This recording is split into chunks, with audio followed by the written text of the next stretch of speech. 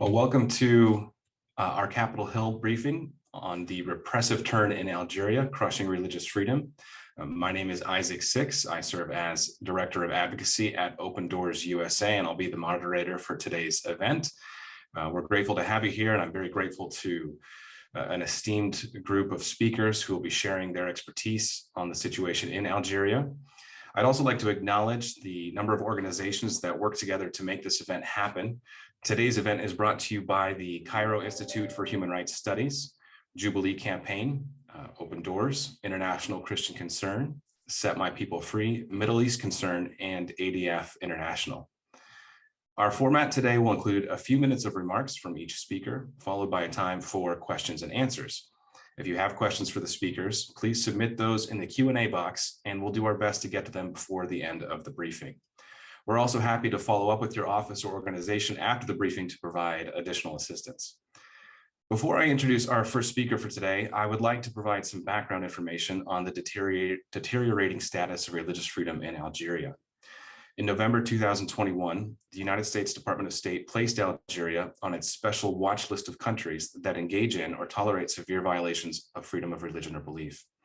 Among these violations include the arbitrary closure of churches, the arrest and imprisonment of faith minorities on charges of proselytism and blasphemy, and other forms of persecution against the Protestant Christian community and the Ahmadiyya Muslim community. Algeria's violations of religious freedom are also occurring in a wider context of repression.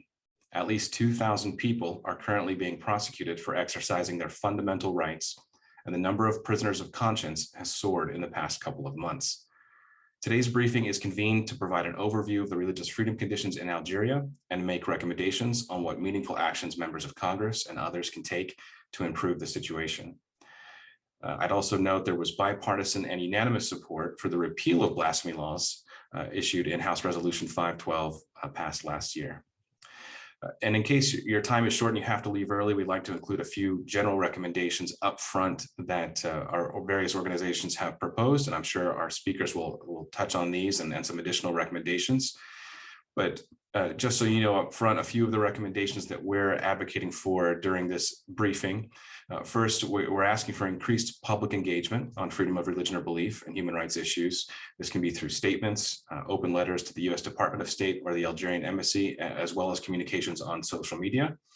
We believe that Algeria may respond to this sort of communication well and in a way that promotes religious freedom. We're also advocating for more proactive engagement with Algerian authorities, including the new Algerian ambassador to the US. And finally, recommending different ways civil society can increase attention on the number of prisoners of conscience in Algeria. This might include through the Tom Lantos Human Rights Commission's project, Defending Freedoms Project, where members of Congress are able to adopt prisoners of conscience, and also through USCIRF's Freedom of Conscience Project. With that, I'd like to go ahead and get started. Our first speaker today is Nadine Maenza, Chair of the United States Commission on International Religious Freedom, or USCIRF. Chair Maenza has represented USCIRF in delegations to Egypt, Saudi Arabia, Myanmar, Bahrain, Indonesia, Iraq, and many other countries. Chair Maenza serves on the board of directors for the Institute of Global Engagement, the Sinjar Academy, and the Freedom Research Foundation, and she is the president of Patriot Voices, where she provides her expertise to shape the organization's special emphasis on public policies that support working families. Chair Maenza, we now welcome you to share your remarks. Thank you so much. And I want to thank the Jubilee campaign and all of the organizations sponsoring this important event today. I'm honored to be here, and especially with these esteemed panelists that will be following, to discuss these deteriorating religious freedom conditions in Algeria and the complexity and the culpability of the Algerian government.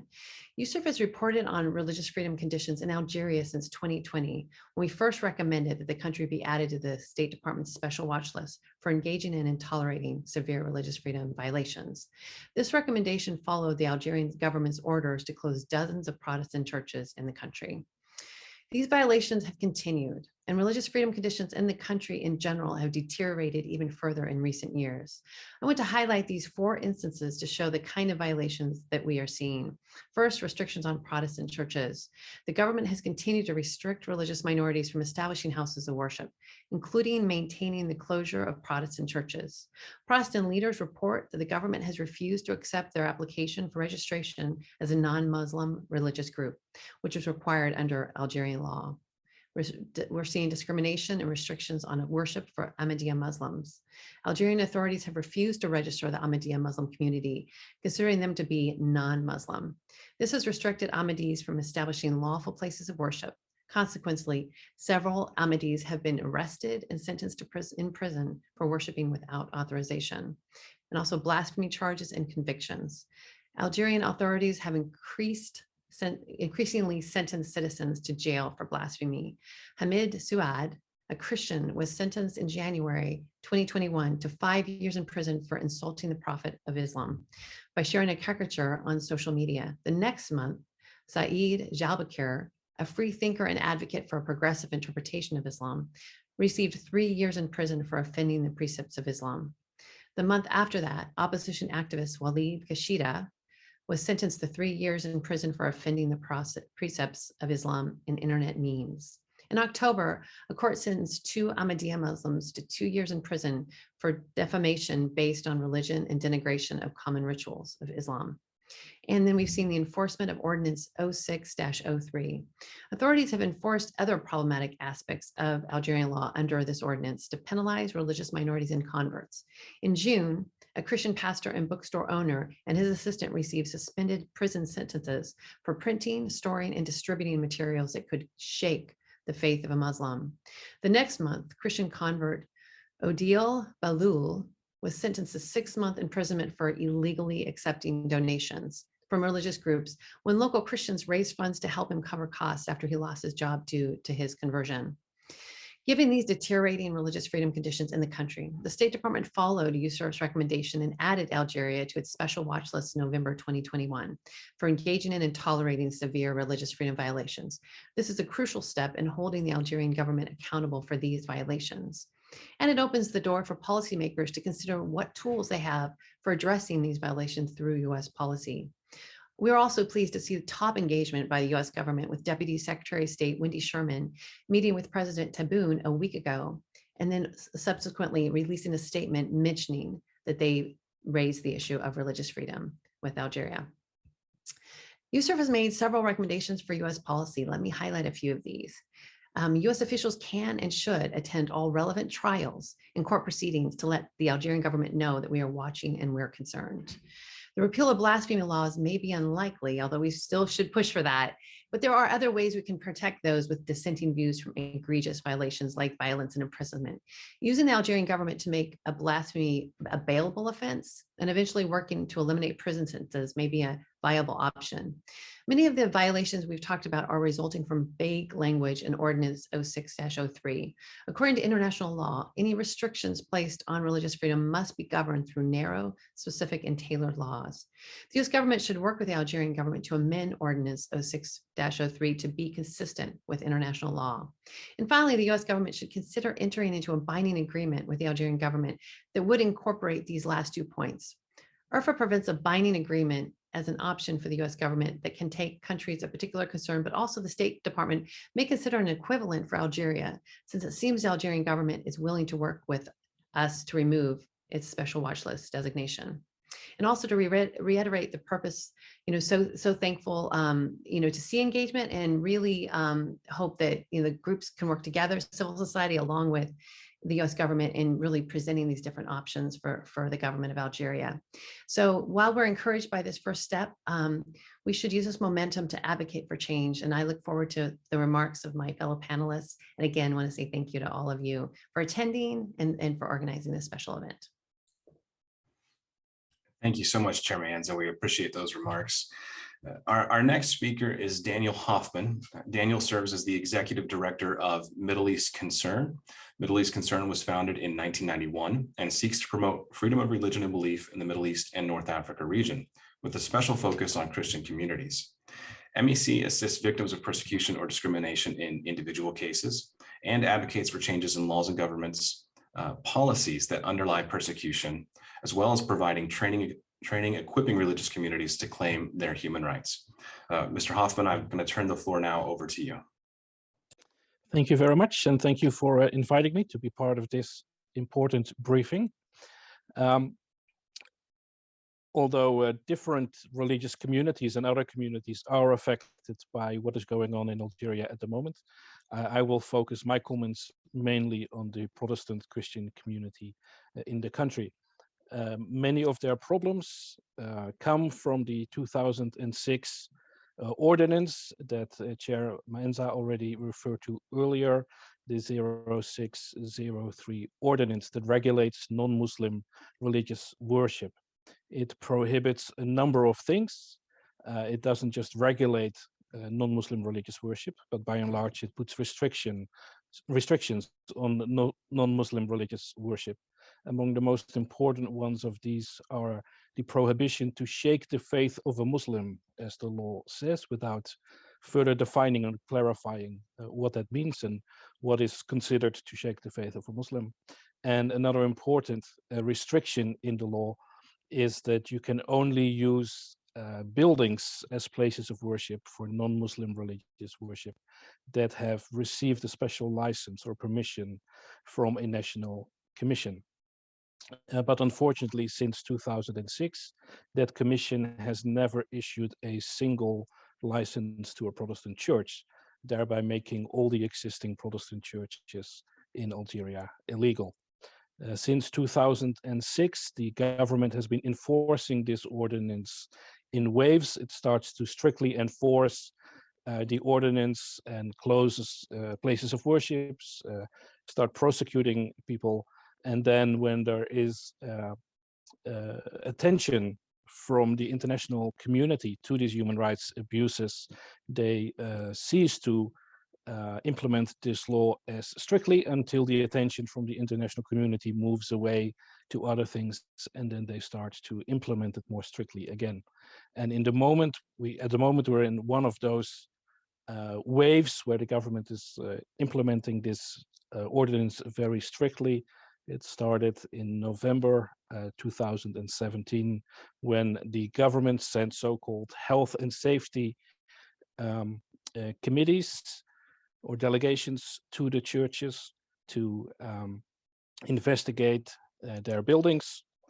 And after that, they started to close different church buildings. So far, 16 churches has been officially closed and sealed by the authorities, and at least 8 churches in addition to those 16 have either been told to cease their activities without being physically sealed, or the government has started procedures to close them down in the near future.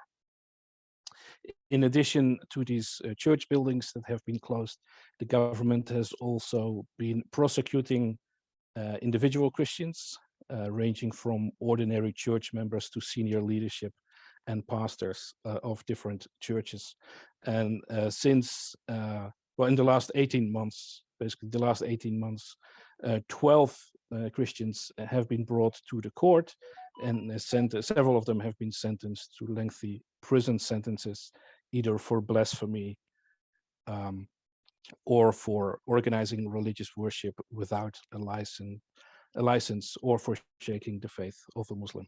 And several of these are currently serving their sentences, and some of them are still in the appeals process against the sentences that have been passed on them.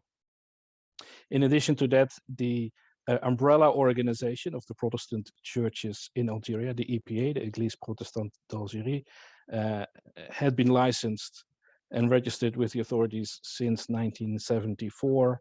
In 2012, there was a change in the law on associations, and they had to re-register, and the government has since then refused to renew their registration.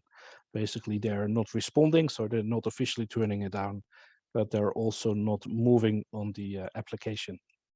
And therefore, the current legal status of the EPA, of the umbrella of the Protestant churches in Algeria, is uncertain at best.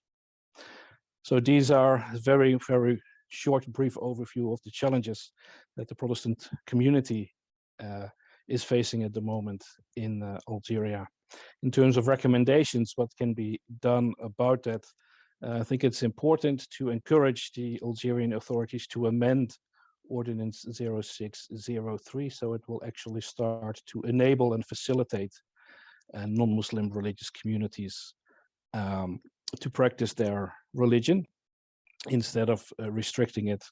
It would also be good to call on the Algerian authorities to reopen all the churches that have been closed since 2017, and to release all prisoners of conscience, whether they are Christians or Three Thinkers or Ahmadiyya or others, who have been sentenced to prison sentences either for blasphemy or for shaking the faith, or Muslim or other forms of peaceful exercise of their religion, religious beliefs, and for the registration, legal registration and recognition of the different non-Muslim religious communities, including the Protestant communities and the Ahmadiyya community.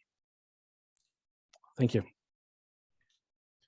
Thank you, Daniel, for those remarks and for those excellent recommendations.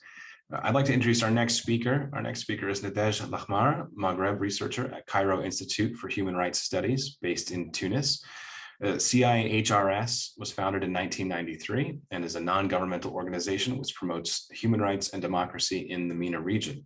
CIHRS engages in human rights advocacy on national, regional, and international stages, and regularly publishes documentation on human rights violations in the MENA region. Ms. Lahmar, we would now turn to you for your remarks. Thank you very much, Isaac. Thank you, everyone. Thank you for the attendees for taking the time to listen to our briefing today.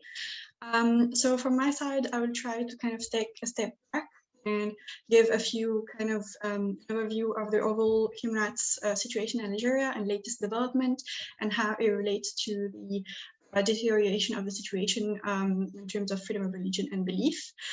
So basically, if you look at the recent years in Algeria, basically the human rights situation, we need to look at it in the context of the eruption of these protest movement called Hirak in February 2019, which kind of falls into the second wave of the Arab Spring, that has been called. The first few years, let's say 2019, 2020, let's say we're dominated by kind of a low-level repression against the protesters and peaceful activists. There were a lot of trials based on vague charges of the penal code, like undermining national unity, undermining the role of the army, and things like this. It was relatively kind of a low-level repression. However, progressively, kind of through the years, the repression really stepped up, escalated, and we saw really a determination from Algerian authorities to shut down and close down public space, civic space, really criminalize any sort of peaceful dissent or critical thinking beyond even the protest movement. And religious minorities and people expressing dissenting views about religion fall into that. So we saw, for example, in 2020, basically the Hirak movement, the protest movement, kind of decided to halt protest because of the pandemic. And so kind of all the activism around the movement moved to the online sphere and social media. And so basically authorities kind of exploited this, really crack down on the movement and peaceful activism online. And we saw kind of an escalation of arbitrary prosecution based on people's exercise of their freedom of expression.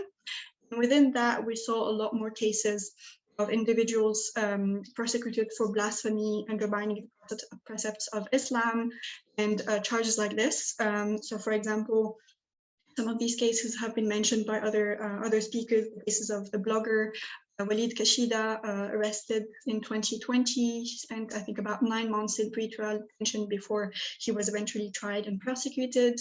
Or a female activist, women's rights activist Amira Bouraoui, for example, prosecuted in at least 3 different cases for blasphemy and other charges. Or minority rights activist Yassine Baki in late 2020, sentenced initially to 10 years of prison, and then due to some international visibility and advocacy, the sentence was reduced to 1 year of prison, for example. In that year, we also saw in parallel really an increase of charges, the use of the charge of offense to the president in parallel, which shows also the criminalization of freedom of speech. And in parallel, basically, Algerian government and Algerian authorities kind of moved on with, let's say, kind of an institutional and electoral agenda. They considered, and if you look at their speech and their communication, they considered that, you know, they accepted the initial demands of the movement. President Abdelaziz Bouteflika stepped down. There's a new president, elections, and now the movement is over, and the demands are not relevant anymore. So the new actual president, President Abdelmajid Tebboune, was elected in November 2019 in the context of increased crackdown on public freedom, and he kind of advocated for his election to be elected around this idea of new Algeria, new democracy. And so the idea from the authorities, while moving on, we're doing all these new elections and institutional process, even though we're asking for more structural change and not just cosmetic kind of institutional changes, basically. And so if you see, for example, the constitutional revision of 2020, which was adopted in December 2020, was part of this kind of process. Algerian authorities kind of really promoted this as a radical change for Algerian democracy. However, the process was largely top-down, dominated by the presidency. It did not lead to significant improvement in terms of the language on human rights and freedoms. It actually led to regression. It introduced more restrictions, and it also deleted the article covering freedom of belief and religion. So that was for 2020, and then 2021, basically, this is when the protest movement decided to come back to the streets in February 2021, and we saw really kind of a determination from Algerian authorities to really put an end to the movement and even prevent it from actually gathering. So we saw in 2021, especially around spring and summer of 2021, increase in violence against protesters, intimidations, criminalization of freedom of assembly, increase of violence against journalists and media workers, actually also, and really mass arrests, at least 7,000 arrests between February and June 2021, around that time. Increase in cases of ill treatment and torture against peaceful protesters, and also intimidation and prosecutions against judges and lawyers. So in that context, really, basically authorities managed to really shut down the movement by summer 2021.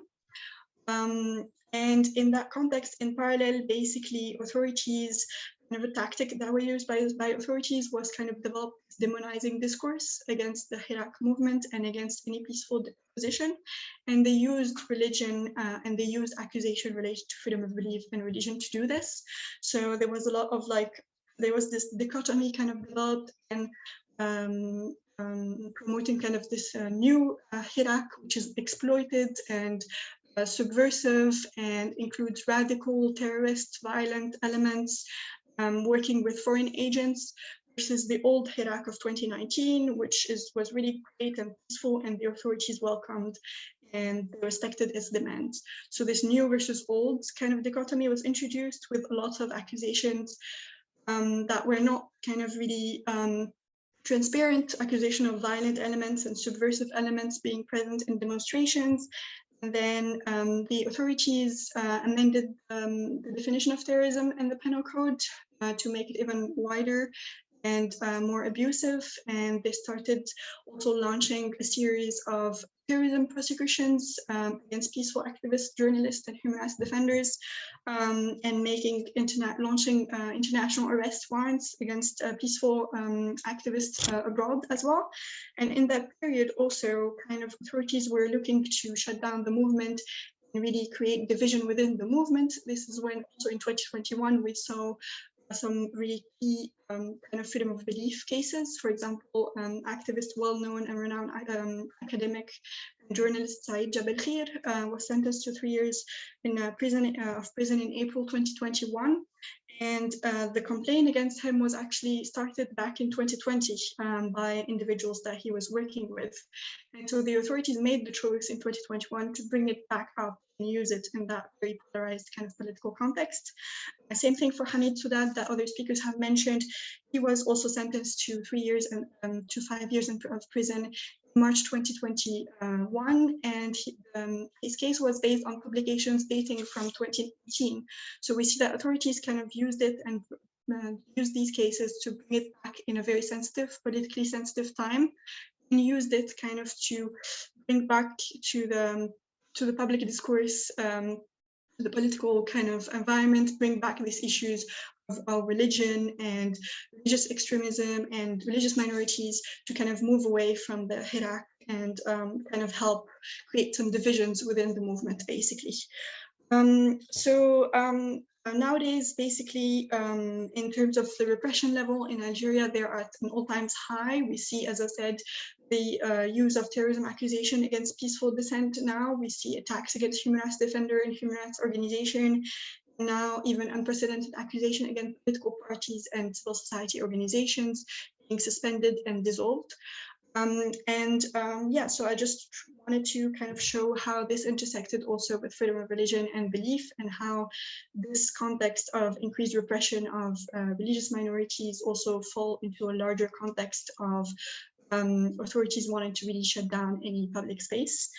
And reiterating also our recommendations, especially in this very difficult context where we know that international attention is very much focused on what's going on in Ukraine.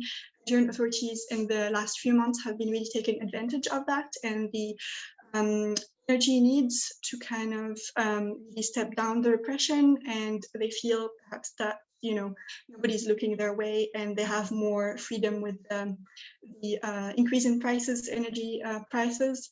And so it's a very important time to keep the focus on Algeria and what's going on there. Thank you very much. Great, thank you, Nadège, very much for those comments, and an important reminder that sometimes governments will use events elsewhere to obscure their own repression of human rights. We have next a clip we'd like to play. This is a clip provided by the Protestant community in Algeria. Following that, we may have another clip of some remarks, as our next speaker, it looks like, won't be able to join us live today. This first clip has to do with many of the church closures that have happened in Algeria, and I believe Jubilee campaign is going to try and play that clip for us now.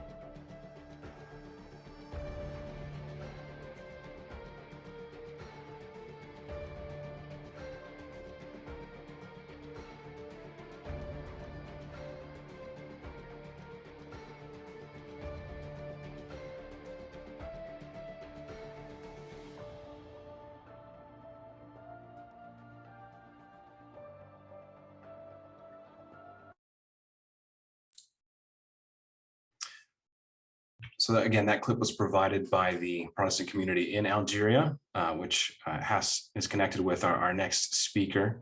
And again, we're going to have to show a clip today because it looks like you won't be able to join us live. Our next speaker was set to be Mr. Youssef, Ourahmane, a native Algerian and the vice president of the Association of Protestant Churches in Algeria. Mr. Ourahmane founded the House of Hope 24 years ago in 1997, but authorities arbitrarily closed it down in 2017, allegedly for illegally printing gospels and publications intended for evangelism. More recently, Mr. Ourahmane has been a vocal critic of the Algerian government's continued closure of churches affiliated with the Association of Protestant Churches in Algeria, but has remained optimistic about Christian resilience in the nation. We'll now show a clip of Mr. Ourahmane giving remarks to the Human Rights Council.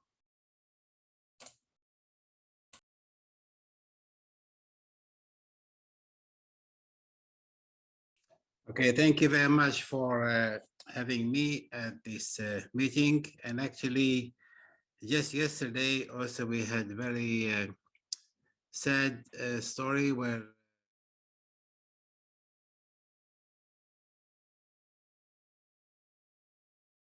with 3 others, he has been sentenced for 2 years, 18 months in prison just yesterday, and the other 3 others with him as well.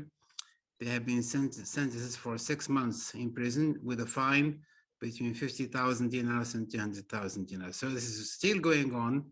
And actually, we were very surprised the way that the verdict has come. And he was accused of stimulating and encouraging people to meet and also to protest. Well, which is not true at all.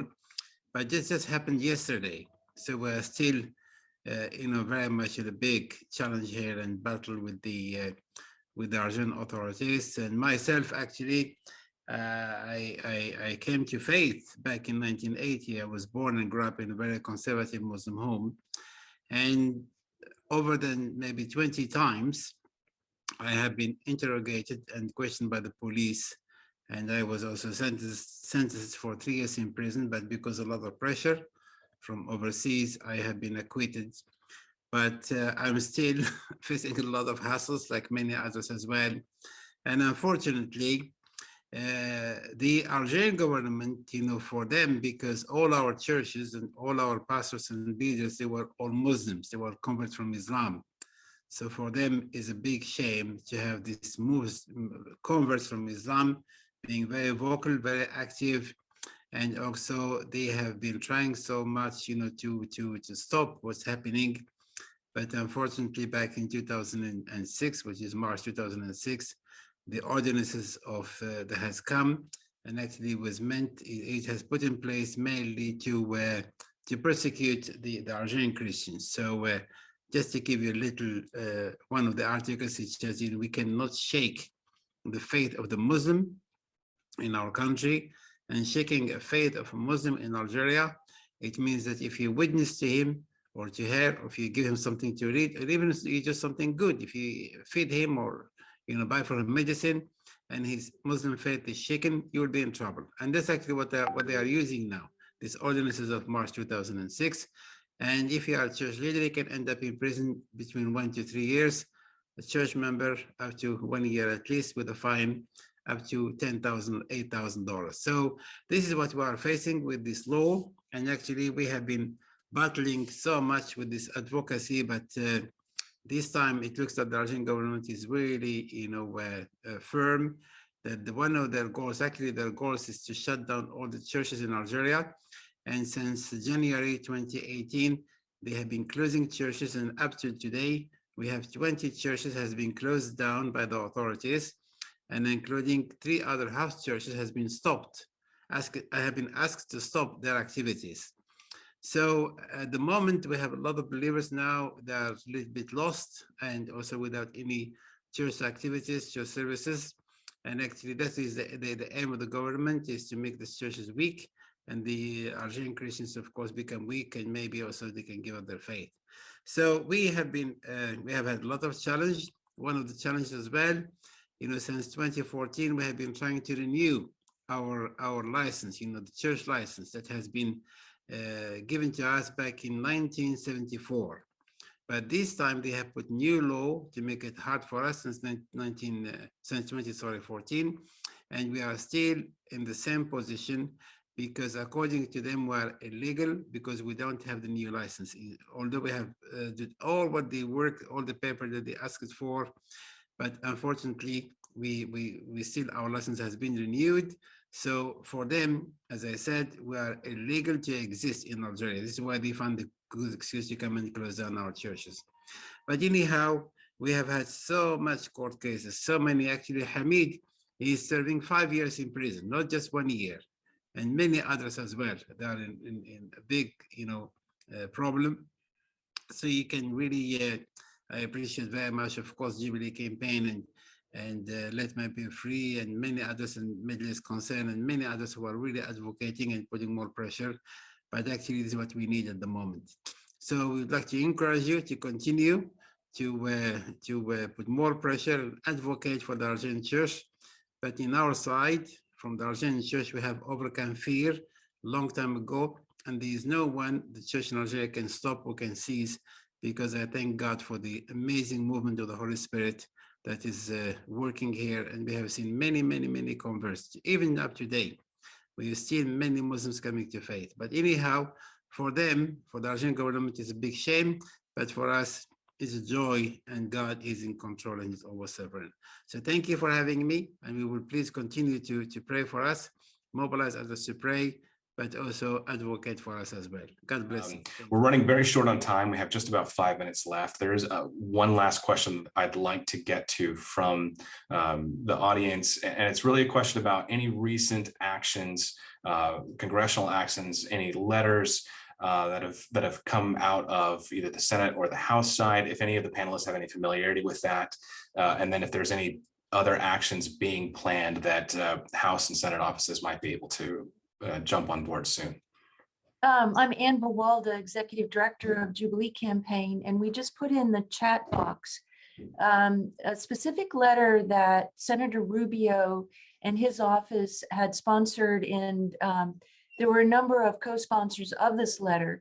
One of the reasons why this briefing is so important is that we would love to see congressional office again kick off another opportunity for a congressional letter that would raise the attention on the issues that we've been discussing today. It's quite disturbing, especially the video footage that we all just saw of literally churches being, their doors being waxed shut and sealed shut. And that's true for the Ahmadiyya community and other human rights violations taking place there. I believe it does deserve a letter from congressional offices, which would reveal the sense of Congress that Algeria is not in compliance with its international obligations, and that it should redirect its attention to following international norms, such as Article 18 of the UN, Declaration on Human Rights, and so many other UN declarations related to religious liberties and freedom of worship and expression. It's just deplorable that the freedom of worship at this moment is not being followed in Algeria, and instead those of a religious a religion that the government does not agree with are being oppressed. So I think a sense of Congress letter would be very important, strategic, and timely. So we have put in the chat box last year's letter from Senator Rubio's office, and we would love to see an update of this. And we want to circulate this. And so we invite all of the staff that are on this call today, that they would help to coordinate and encourage their colleagues to please sign on. So we plan to be putting forward this effort that would be a joint congressional letter, so that there'd be a clear sense of Congress that once again it reveals that what Algeria is doing is not in compliance with the international law and its obligations. And we certainly encourage Algeria to restore religious freedom in its country. So thank you all for joining us today, and we're hopeful that you'll join this initiative. Thank you. Well, thank you so much, Anne, and thank you for posting that letter in the chat box. Again, we'll follow up with additional questions that have come in that we weren't maybe able to get to during this time, but we are out of time. I just want to thank, our esteemed speakers for your expertise and for taking the time out for this, the organizations that helped put this together, and also all of those from congressional offices or civil society who took time out of your day in order to focus on this issue. We're very appreciative. And again, please don't hesitate to follow up with any additional questions, and we'll do our best to get to those. Thank you once more, and have a good afternoon. Bye. Bye.